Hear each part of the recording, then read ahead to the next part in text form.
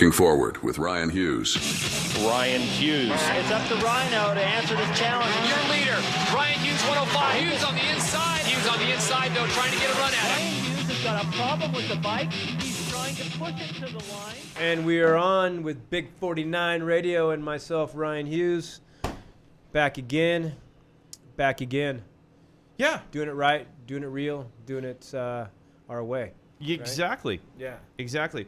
So a lot's happened over the past few weeks, but one of the things I wanted to talk to you about today was overall rider technique, especially when you're moving from this supercross environment to this difference between supercross and outdoor motocross.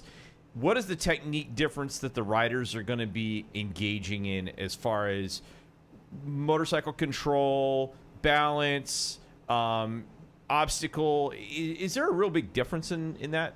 No, there's not a big difference in that because you got to think about, they rode supercross all year and then they did outdoors for maybe 4 months. Okay. And then they're back into supercross, motocross.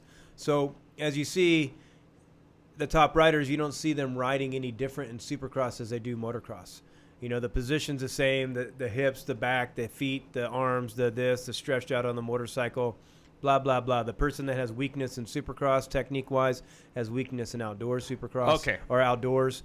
This is why the two fastest guys in supercross were the two fastest guys outdoors, and that's Deegan and Jet, because their technique is more sound than everybody's. Okay. It's more precise. And so they're going to come out, because when speeds start going up and tracks start becoming more inconsistent and difficult, it's better. The better technique you have, the better approach you have, the better fundamentals you have, the more you're going to be able to adapt to things. You're going to be able to overcome things, or you're going to be better than others in situations. So that's what you're seeing in those guys. So the technique and the riding is not going to be different. Now the approach is maybe a little bit different. You got to roll into corners more. Okay. You got to maybe use a higher gear a little bit more. You got to be a little bit more patient because there's more ruts. You have to, set up the bike a little bit different. But riding the motorcycle, there's not any difference. Okay. Because let's say supercross, there's a sand section. Okay. Yep. Well, I'll sit back on my motorcycle a little bit in the sand. Well, if I go to Southwick, I'm doing the same thing. At Vegas, there's a sand section. I'm going to do the same thing. Okay. So there's not any different that way. Just you might have to roll it on a little bit more, higher gear a little bit more because the speeds have become up or the track got rougher in this SMX series than, let's say, Supercross, but it's not any different than outdoors. Right? Now, once you get to that point of being that good, you can ride anything, man. You can ride. Those guys would be good in off-road too if the track suited them right. Maybe not the rocks and the trees, but an off-road section, a gnarly section, a rough section would just be the same as outdoors. That's why when I went to off-road, I dominated because I'm bringing all this motocross speed and this intensity into off-road. Was there places that I struggled a little bit? Yes. But the majority of the places I dominated because of, dirt is dirt and bumps are bumps and jumps are jumps and ruts are ruts. Yeah. Doesn't matter if you're in supercross, motocross, or off-road, right? And how you go about those things are exactly the same. Okay, because just because I'm going off-road and there's ruts and bumps and there's roots out there and it's slippery, well, I'm gonna approach it this way. But if I'm outdoors and the track is super, kind of super slippery, dry, dusty, whatever it is, I'm gonna approach it the same way. If I'm in Supercross and all of a sudden it has a little bit of a sprinkle, and now the track became slippery, I'm going to approach it the same way. Higher gear, no clutch, roll the throttle on, maybe sit more on the back of the bike to get more traction, maybe shift early, maybe not hit the brakes so much. You know what I'm saying? So it's all going to be the same that way. You can just put a different name on the endeavor, So what would the training schedule be like if you were training, let's say, a Hayden Deegan or an Austin Fortner or a Jet Lawrence into this hybrid series? How would you go about that as far as? I would just make sure that, I guess with the top guys, that have their own facilities, they can make their own track and make a hybrid track. Yep. But if you didn't have that, then I would split it up. One day I'd ride Supercross. The next day I'd ride outdoors. You know what I'm saying? The next day, the third day would be like you pick. You pick where, then I would pick where we need to fine tune a little bit more. If Supercross, you just bam, bam, bam, but outdoors you're struggling a little bit, or outdoors you got it so solid, but Supercross is feeling a little bit kind of, not real right now. Yep. Then I would put Supercross in, but I would take the whoops out in Supercross because there's no whoops, so I wouldn't endanger my rider or cause any extra for that. So I'd take that out. You know what I'm saying? And so that's how I would go about it is trying to have that mixture of it.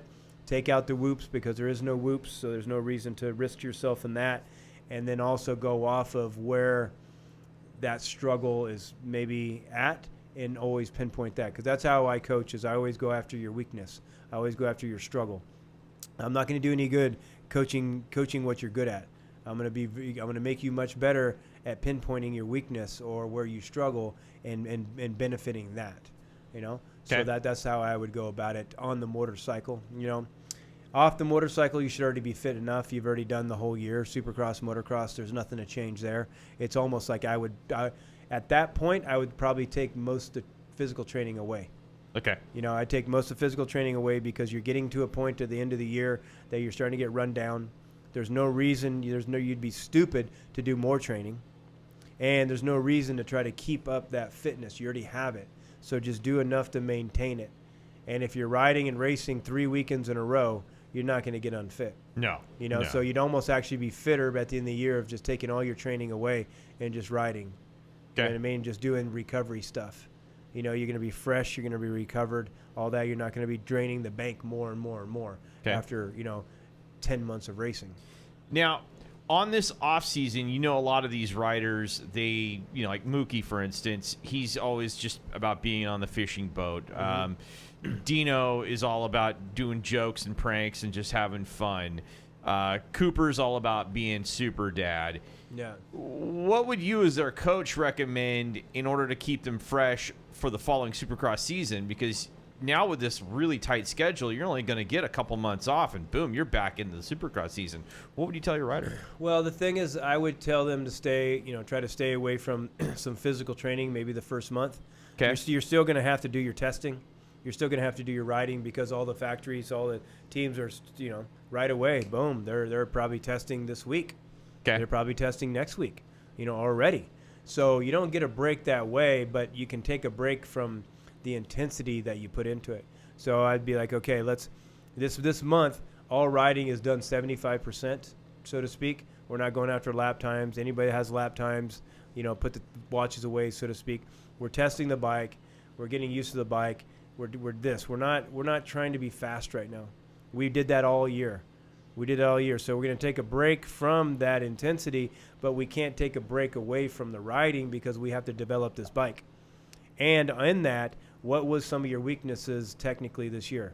All right, so that's like a Plessinger or a Hampshire if I had them in my corner. All right, these were your weaknesses this year. So as we're riding 75% to just go through the bugs and get, the bike that feels good and go through all the stuff they want us to test, we're also going to focus on these weaknesses in your technique.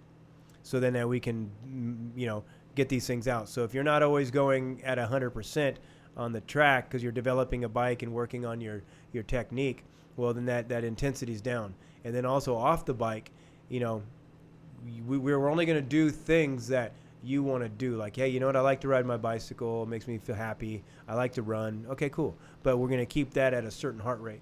Okay. You know what I mean? We're not going to try to gain fitness. We're not going to try to gain anything. If anything, we're just going to try to keep what we had without losing too much. But we're doing it because that's just us. That's just what we do. That's what we love to do. And we're only doing it because we love to do it, not because we're trying to gain anything. Then the following month, as we get closer, then we start to gain what we need. The last month is we're going to need to get that intensity and that speed, and then come into the Supercross season as prepared as we can, but not over-prepared. So are you noticing with this elongated season now that we have that we're all kind of a little suspect that it's going to last for the long haul? Are you noticing that the riders are coming back to their first round of Supercross a little bit more fit, a little bit more alert, and a little bit more aware than they would, say, previous generations where they had a 3-4 month hiatus? No, I would say they almost come back a little bit, underprepared a little bit. Oh, just okay. because you don't have, like, you're so done with the season, you don't want to be like, fuck, dude, I'm done. Yeah. So in our day, we raced. We raced and raced and raced and raced. We raced in October, September, October, November, December. We kept racing because we went to Europe. We kept racing and kept racing and kept racing and kept racing. And so that will keep you very sharp. Now, 3 months of not racing, you're gonna lose that sharpness. Okay. You know what I'm saying? So, not saying that they're coming in any different than anybody else, or in my day we were better. I'm just saying that if I did 31 races, I wouldn't want to race for a while. And that's what they did, is 31 races. And I was just talking to my old mechanic Hoodie, and my friend was there, and he's like, dude, how many races do we have to watch? And these guys have been in the sport for 40 years. And it's like, it's just too much racing. And you need kind of the talk that we had is like, I think people are kind of just bored that there's just so much racing. Like, we never get a break from it. We never get that newness from it. We never get that excitement. It's like, it's like, having a girl and, you're having sex with her every single day. That excitement will go away, but you don't see her for a month. Oh my God. Yeah. Oh my God. It's game on. Lock the doors, shut the windows. We're inside all day. Yeah. Right. So that type of thing. And so, with the SMX series, as you see, the racing really wasn't any good. I didn't really see one race that was really, really, I guess, super battle. Maybe one of them, but other than that, there wasn't really any battles. Like this Las Vegas race, nobody passed.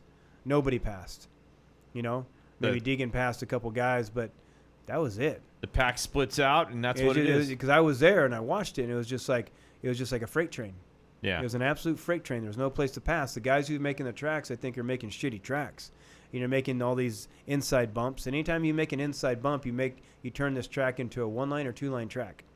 You take that inside bump out, now you make it and how many line it could be track. Okay. Right? Because you can't cut and die. You can't cut over these things when you have to go over a bump. And the only thing better to do if you're going inside is to derail the outside. Right? Yep. But so if they didn't have that bump, well, then maybe you could come outside and cut back inside. You could do different things. So sometimes I think they need to take out some of these dumb little obstacles and create a little bit more openness to allow setup. Allow setup. You know what I mean? Not that you're going to allow passes, but you're going to allow setup to possibly make a pass. And that's where I feel that things need to change a little bit. But, it's like, I don't know. What do you do? Because the other thing, too, is the bikes are so damn good now. Yeah. That these guys aren't making little mistakes. And when they do make mistakes on these bikes, you don't see a consequence because, I'm right back up to speed. Yep. With two strokes, man, you saw it. You saw the difference. The guy couldn't do the jump. The guy couldn't do the rhythm. The guy lost all the momentum coming out of the corner. And so that's where, I think we're seeing a lack of excitement, a lack of racing in some of these things. So back in your day, there was a style of racing called TT racing, flat track racing. Yeah. It was really popular, actually. And I noticed that at the early Supercross tracks, they adopted some of those wide sweeping corners and a lot of that TT kind of style cornering and sweeping and kicking the bike out a little bit and kind of going wide into a corner. Because they've put those inside bumps and because they've made more obstacles on the track, they've taken away that style of racing. Is that something you would like to see come back? Yeah, I mean, for me, they've made the pro racing too amateurish with all these little bumps and inside bumps and things like that and little rollers. What the fuck? You know what I mean? Let the bikes make the bumps. Let the bikes make the ruts and things like that. So I feel that the track's kind of got a little bit amateurish that way by trying to make it too much. Instead of just letting the track evolve. More like a video game? Yeah, but it's just like even all the bullshit that people are talking about the track at in Texas. Okay. I can't believe they put us out there with this dirt and this hard-packed dirt and this and this and this. I'm like, it's fucking Texas, man. Yeah. And it's 100 degrees. That's what Texas has. Texas has Texas has clay, and Texas was hot. So what does clay do in heat? It turns to blue groove. Yeah. Okay? So what are you going to do? Oh, stop the race? No. You need to tell this guy needs to learn not to use the clutch as much, maybe shift up a gear, maybe change a line, maybe do things, adapt to the track instead of trying to make these tracks always so simple and safe that you're taking racing away. Right? You know, that it was nonsense to me that people were up in arms about it. Yeah, there was some concern about jumping into the sun. Okay, nobody thought about that, and that was on them. But the condition of the track, you know, should never have been talked about unless it was just like so underprepared. But 100 degrees, and it's you know, Texas clay. Yep. You're gonna get that blue groove. You're gonna get those chuck holes. You're gonna get all that stuff. So learn how to ride it right, and then you will maybe not have a problem. And again, if all the tracks have the same dirt and all the tracks have the same, well, where's the champion at? The champion of one dirt condition and one way of track building. You know, that's why it's good to have this. So then you have a well-rounded, championship with different dirts and different this and different conditions and da instead of making everything so cookie cutter. And that's where, you know, the system is going wrong, is they're trying to make everything so cookie cutter. Everything's the same. Every outdoor national looks the same. Every Supercross has the same jumps, same rhythms, and same distance from everything. And it's too cookie cutter to me. You've just completed Moto 1. Moto 1. Moto 1 is in the books. You've completed it. You're on the box on that one. Yep. Let's come back and talk about those track conditions and talk about some of the differences in those track conditions in our next break, because I wanted to talk to you about some old favorites like the mud hole. Mm-hmm. Yeah. Let's do it.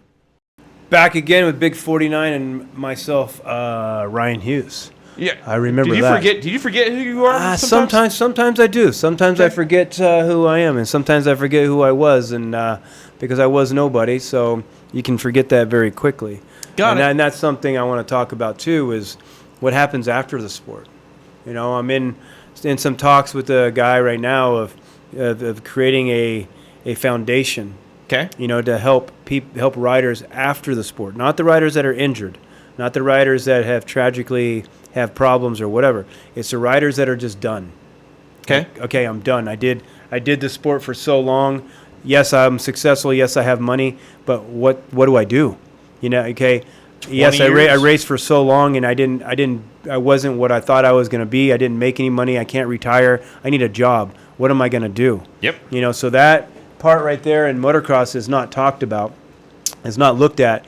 But we were talking about things today, and I was bringing up, like, okay, let's say we take 5 years.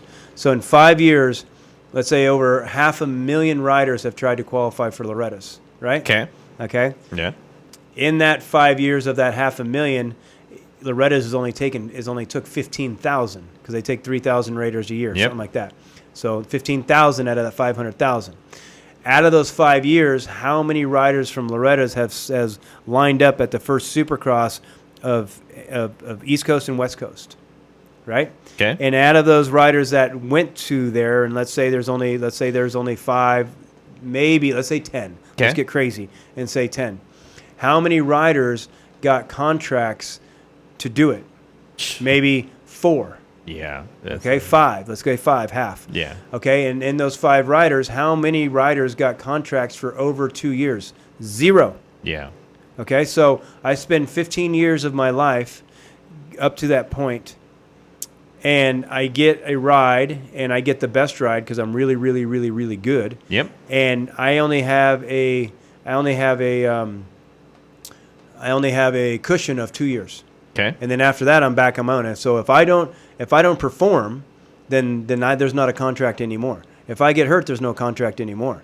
So what I'm saying is, it's very, very, very cut and dry that, you know, somebody that gets a good contract, and that's 2 years, makes some money, but then after that he doesn't fulfill his promise. Well, he's back on the couch again, so to speak. Now the other kid that didn't even get a contract and is in there and doesn't make it, well, then what is he? He's damaged goods. Yeah, he's damaged goods. He's a dirty tear-off just floating on the ground. Yeah. So there's nothing for the riders to kind of transform from the sport. So every manufacturer, every sponsor, every promoter, every track owner is making money off these guys. Yep. Making money off every single one of them. Mm-hmm. But when they're done, what happens to them? You made your money off them. Yeah. But what about them? Where do they go? What do they do? So we're setting up this foundation to, when people are done, we're going to be able to kind of like give them roads to be able to be electrician, a plumber, pilot, a steel worker, just like roads, like, okay, this is the road you go down. This is the school. This is the person. This is this. Okay. This is this. So they can have a road to maybe become successful in something else or be able to support their family, because the sport they put so many years in doesn't support them, and there's nothing to help you when you're done. It's like And occupational training. even the family, okay? You hear Deegan talk about, I spent $100,000 a year on this mini kid. Okay, that's Deegan. That's $100,000. Okay, yeah, that's a lot of money. But there's other people that don't have that money, but they're still spending $20,000, $30,000. Yep. Okay, the kid's been in the sport for, this kid's been in the sport for 10 years or 8 years or whatever. Well, you're still spending a couple $100,000. Yep. The parents are spending $200,000 to $300,000 in probably an 8 to 10 year span. Let's say, even if you spent $20,000 a year on your kid because you didn't have money, and that kid doesn't make it, that kid can't pay you back $1. Can't pay you back a penny. There's nothing at the end of the rainbow in motocross. Zero. Nope. And so that's what I'm trying to. We have Road to Recovery, which is an amazing foundation and organization that helps the people that are injured, Yep. and now that are tragically injured, whatever. That's a blessing. But how many riders finish the sport without being tragically injured, and now are kind of like, what do I do? And we don't have the skills and the tools to maybe do much more because we've had to sacrifice our whole life to be the best at the sport, to try to be the best. And you can say, oh, you guys are, motocrossers are stupid. That's incorrect, Yeah. because you have to sacrifice something to be great at something. So you sacrificed your education to be great at something. And for you to say a motocrosser is stupid, well, that's not. He's a very intelligent, highly, highly, highly intelligent being, because this person can control his fear, control his mind, control the doubts, control the fears, control everything, because every day you get on a motorcycle, that could be your last day.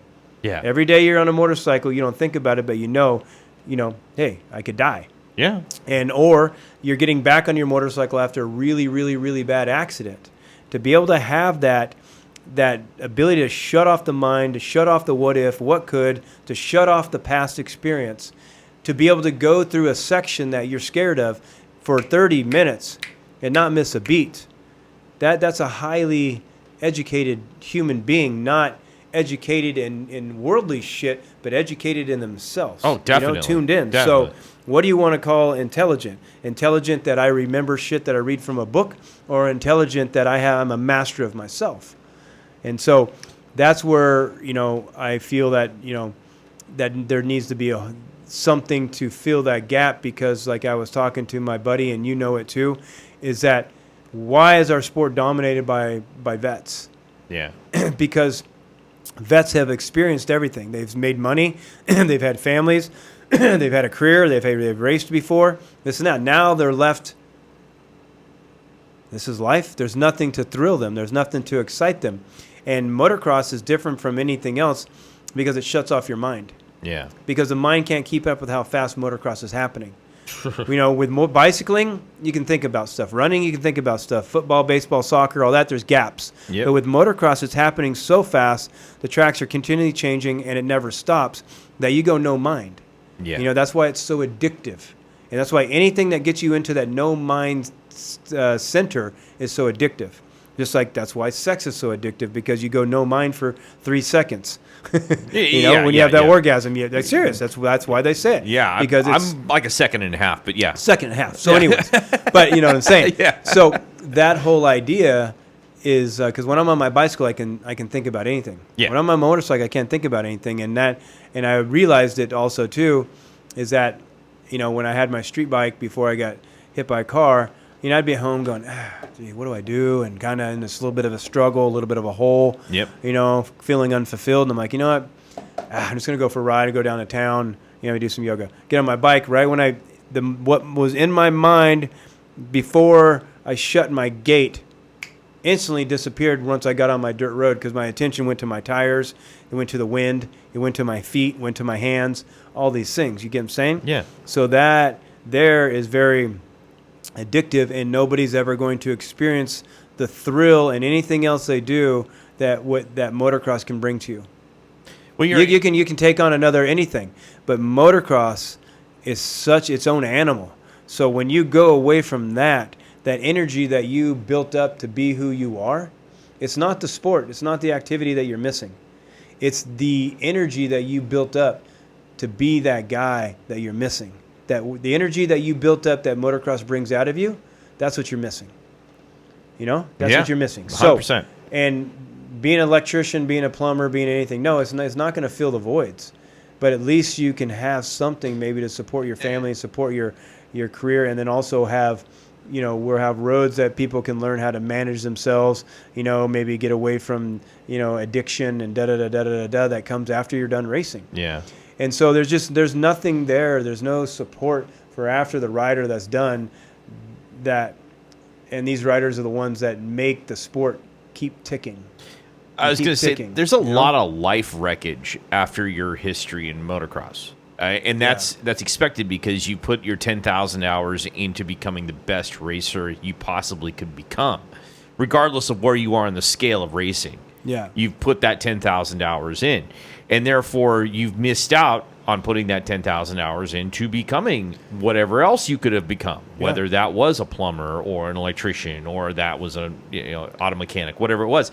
So you're thinking about putting together a foundation that does like regional occupational training, basically? Yeah, it just gives people, even to be business. Hey, you want to get back in the sport? Cool. Well, then you want to be sales? Okay, well, let's teach you how to sales. Let's teach you how to be a businessman. Let's teach you how to be an entrepreneur. Let's give you these avenues. Let's give you these roads that you can go and have that instead of being done with racing. Go, now what do I do? 100%. And then you only can go to what you know, and that's just coaching motocross. So there's so many coaches out there now. Yeah. So many coaches, because there's so many guys that never made it. Even at 25, they didn't make it. They're done. So what they can do? They just go and start coaching little kids. Yeah. And that is not a feasible future. No. It's really not. The wallet of mom and dad. Yeah, it's not a feasible future, and especially when now there's almost more coaches and riders. So, and that's kind of thing that I come across now is that, I've done this for 40 years, and I've coached the sport for the last 15. Okay. And there's so many. When I started, there wasn't any coaches out there. You know what I mean? Well, when you started, it was an infant. I mean, there wasn't any trainers out there. Yeah, they're just trainers now. To me, so a trainer is somebody that can fine-tune somebody. Yeah. A coach is someone that can transform somebody. A coach looks at your weaknesses. A trainer makes your strengths better, so to speak. And so there's a lot of trainers out there, and so, I'm almost 52. These guys are, 25, 26, not even 30 years old. So they got a lot of piss and vinegar in them. Though they want to drive the Glen Helen, they want to drive here, they want to do that, they want to take on 6 kids. They still can race and ride, and I'm not in that point. So it's like it's hard to compete with that. Yeah. So it's like, okay, there's times for transition now. Like, I came in and changed the sport on how you ride it. Yeah. It's bar none, and everybody that's coaching it now is coaching what I taught it, and so it's like I did my time. So now, how can I help the sport again? That's my biggest thing, is how can I help the sport again instead of just trying to train people that aren't going to kind of go nowhere, right? 100%.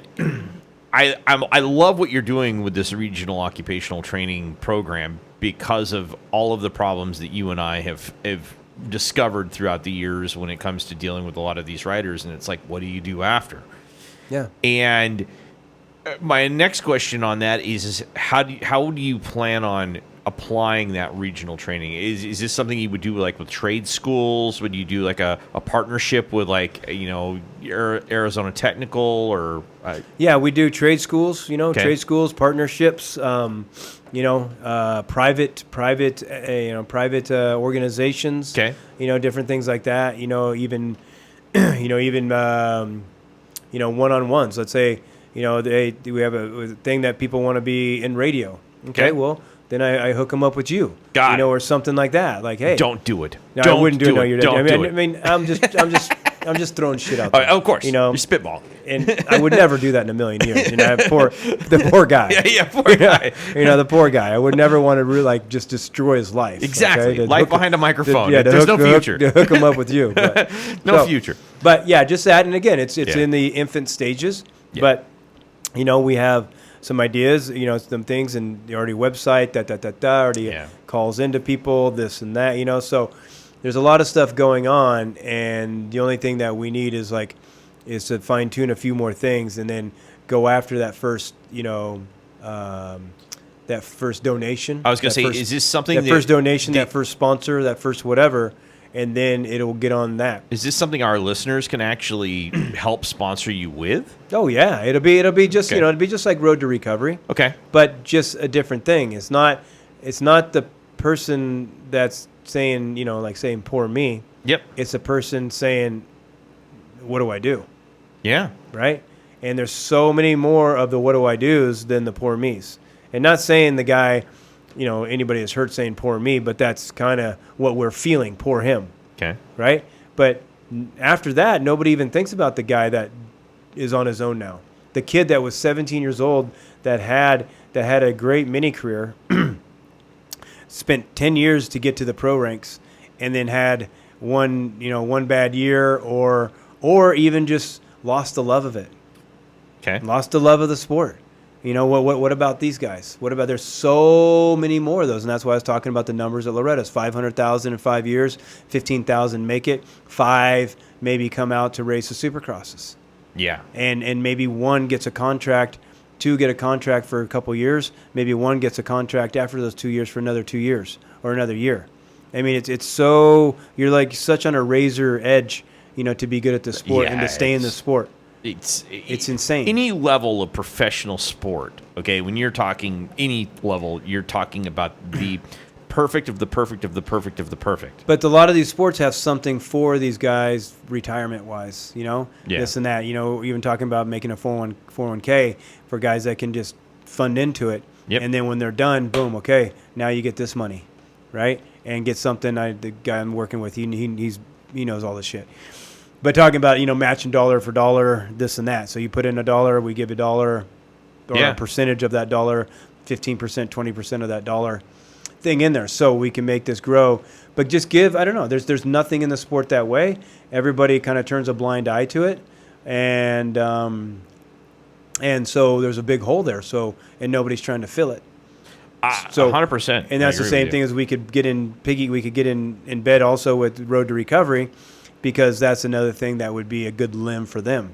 Yeah. Right? Because people are donating for the people that got hurt, but how about donating for the person to keep them, to get them on their feet, to keep, to have life, keep going. You just cleared Moto 2, by the way. Moto 2's done. Moto 2 is done. Another one. Let's come Still back. on the podium, I think. Yeah, you're Top way step, on the podium. top step. You were on the top step of the podium on this one. Let's come back and talk about a little bit more of this new program you're doing, but I also wanted to go back into a little bit of that track technique, because we are missing some of the old obstacles. So let's come back and talk about that. Perfecto. Moto number 3 on Big 49 in Ryan Hughes. I can't believe you're smoking through these motos so fast. Yeah, So come on, I'm a professional. In Moto 1, we talked a lot about technique, but we talked about some of the lost obstacles that used to be on the course. And I make it the joke because back in the original Supercross, they literally had an obstacle called the mud hole. Yeah. And that's something that's real in outdoors. I mean, you've been in muddy tracks. I've been in muddy tracks. And so I wanted to ask you a little bit about the technique of how you train a rider for mud, even though it's a joke like the mud hole. But really, I've seen Eli Tomac sink, when he was riding for Kawasaki, he sunk that bike to the bars. Yeah. Like at Loretta Lynn's, he sunk the bike all the way down to where it was handlebars underground. He walked away from it and burned the bike up. So again, there's two subjects here. One, technique. How are you going to teach anybody technique for 50 feet of a track? Okay. it's kind of almost like you got to just adapt with whatever's in that little section. Okay. Now, if the whole track is muddy, Yeah. all right, this is how you approach it. This is what you do. This is how you set up your bike. This is what you do to your gear. This is what you do to your goggles. This is what you do to your approach. There's so many things that I can teach that way, goggle-wise, how to prepare them, equipment-wise, how to have a rag and a spray and all these things. Bike-wise, stiffen it up, put solid discs on, Now, riding-wise, hey, stay away from that front brake a lot. Make sure that you're shifting early, making sure you're opening up the track, blah, blah, blah, blah, blah. Okay. So a lot that way. So I wouldn't say that there's something that you could do with, let's say, the mud pit. But nowadays, the mud pit would be frowned upon so bad. Okay. Because, one, they don't want their riders to be covered in mud because that looks bad on TV. Okay. Right? Two, the riders don't want it. The mechanics don't want it. Nobody wants that. Yeah, okay. So what about a giant sand pit? Like they build it up. They build it up 3-5 feet, and then they throw 3-5 feet of sand in there and you go over something and then it's just super sandy and up something, and have some bumps. So I was talking about that with this podcast I did with the Deuce, the Econaps. Yep. And we're talking about, we're talking about donations. I'm like, the sport has to be very careful to stop taking the history out. They're stripping the history of our sport. You know what I mean? The tracks are like Unadilla. There was history there. Now it's gone. Yeah. There's a lot of Pontiac gone. There's so many things that had history to it. The Coliseum gone. There's so many things that had history to it that now is not being there, and we have to respect the sport. And the Nations has been around longer than anybody that's in the sport right now. The Nations been around for 60 years, 70 years, I would imagine, right? Yeah. Okay. Nobody in the sport's been in the sport for 60, 70 years, except maybe one guy, DeCoster. And that's another red flag, is why somebody from Belgium being the team manager. Yeah. Still, after 25 years, and he doesn't give a shit, and he doesn't do anything for the team, and he's not exciting, he's not nothing. Why don't you have James and Ricky be team manager? Okay. Why don't you have the dream team of Bailey, Osho, and Johnson be the team manager one year? Yeah. I would think it would bring a lot more excitement to it, a lot more kind of thrill to it. You know what I'm saying? To do that instead of having the same old dude that does not help out and is just there because this country is so wants to swing from people's dicks all day. Oh, you did something. Yeah. It's like, no, what's best for what we're doing? Not because he did something in the past and that he has a name and whatever. Change the shit up, right? Mm-hmm. But don't change things that you start making the sport boring and you don't keep the heritage in it. So, the battle of getting Americans to go to the Nations. I understand that the sport is, the season's long. I understand that, and that's and bad on the system for making it so long. Mm-hmm. No wonder the riders don't want to go. But then also Europe extended their season longer. So before this SMX series came around, the Americans would have almost a month of no racing before they'd have to go to the Nations. So that was a tough pill to swallow also, because I'm trying to get used to Supercross, do Supercross, testing Supercross. Now I got to go do this outdoor race with guys that have been racing outdoors all year, which has not taken a break, and they go from their last GP to the Nations, so they're fit, where they're like racehorses, ready to go. But you can't keep a racehorse in a stable for a month and have him come out and think he's going to have the same time, if that makes sense. Yeah. So there's two things there: the long gap before the Nations, and now no rest, and you got to do the Nations. So I get that, but also you have to represent the country. This is your country. You got to be proud. You got to represent it. Sometimes you have to swallow the pill. So I applaud Webb and I applaud Eli for taking that on their shoulders and going. Yeah. I mean, everybody stepped up this year. Everybody stepped up. The people that didn't, were injuries and they can't help that or have to get shit fixed, blah, blah, blah. But, everybody stepped up, so that was cool. So, again, don't take the heritage out. Also, let's change some stuff up. Instead of, let's make a section that had no rhyme or reason.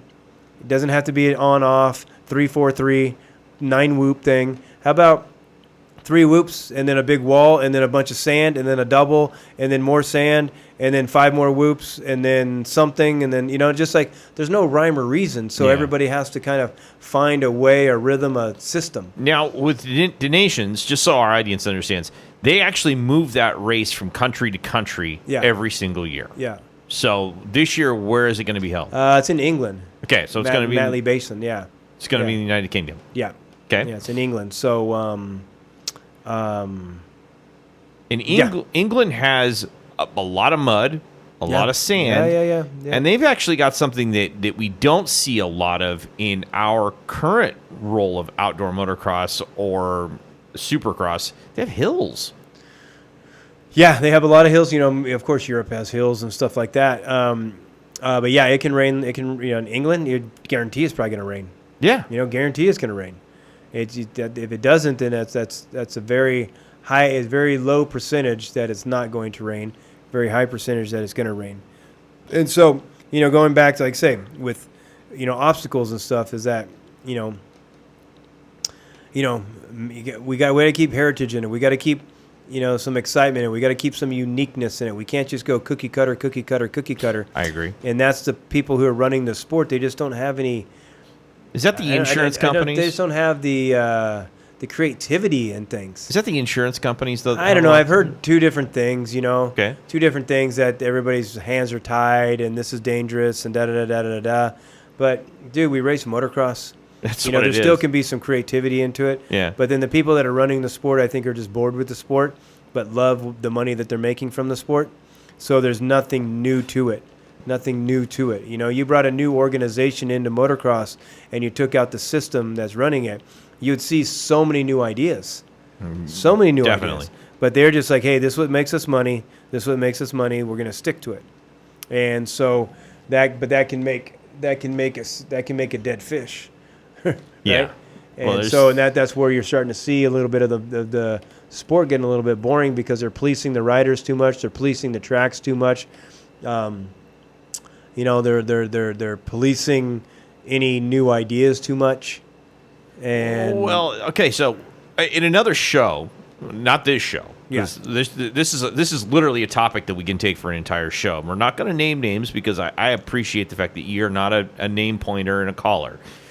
But we are going to talk about some of that controversy with money and maybe some of the hyperbole that's gone on because it is an interstate, international sport. There is a sanctioning body like the federal government, the state governments, the law enforcement area. You got to kind of watch. They're sniffing into something, eh? Yeah, and you got to kind of watch how you handle some of that behavior. Yeah. But that's a whole other show. Well, the thing is once it's just like the mob, just like anything. Once you got away from it so long, with so much, you stop kind of paying attention to what you're getting away with. Yeah.